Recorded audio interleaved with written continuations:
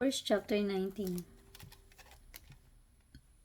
And the Lord spake unto Moses and unto Aaron, saying, This is the ordinance of the law which the Lord had commanded, saying, Speak unto the children of Israel, that they bring thee a red heifer without spot, wherein is no blemish, and upon which never came yoke.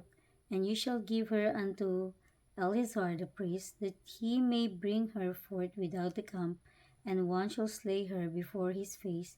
And Eleazar the priest shall take of her blood with his finger, and sprinkle of her blood directly before the tabernacle of the congregation 7 times. And one shall burn the heifer in his sight, her skin and her flesh and her blood with her dung shall he burn. And the priest shall take cedar wood and hyssop and scarlet, and cast it into the midst of the burning of the heifer. Then the priest shall wash his clothes, and he shall bathe his flesh in water, and afterward he shall come into the camp, and the priest shall be unclean until the even. And he that burned her shall wash his clothes in water, and bathe his flesh in water, and shall be unclean until the even. And a man that is clean shall gather up the ashes of the heifer, and lay them up without the camp in a clean place, and it shall be kept for the congregation of the children of Israel for a water of separation. It is a purification for sin. And he that gathereth the ashes of the heifer shall wash his clothes, and be unclean until the even. And it shall be unto the children of Israel, and unto the stranger that sojourneth among them, for statute forever. He that toucheth the dead body of any man shall be unclean 7 days.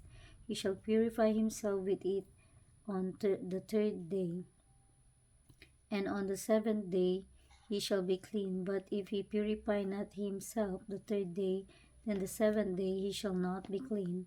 Whosoever toucheth the dead body of any man that is dead, and purifieth not himself, defileth the tabernacle of the Lord, and that soul shall be cut off from Israel, because the water of separation was not sprinkled upon him. He shall be unclean, his uncleanness is yet upon him. This is the law when a man dieth in a tent. All that come into the tent and all that is in the tent shall be unclean 7 days.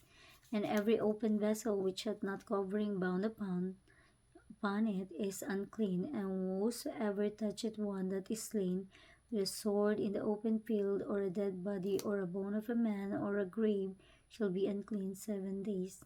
And for an unclean person they shall take of the ashes of the burnt heifer of purification for sin, and running water shall be put thereto into a vessel.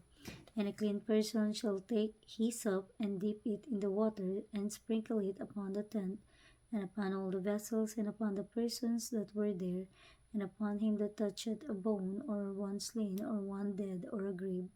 And the clean person shall sprinkle upon the unclean on the third day, and on the seventh day, and on the seventh day he shall purify himself, and wash his clothes, and bathe himself in water, and shall be clean at even.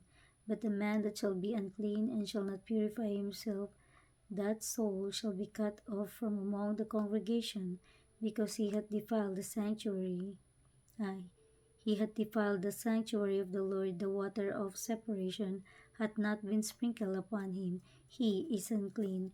And if and it shall be a perpetual statute unto them, that he that sprinkleth the water of separation shall wash his clothes, and he that toucheth the water of separation shall be unclean until even.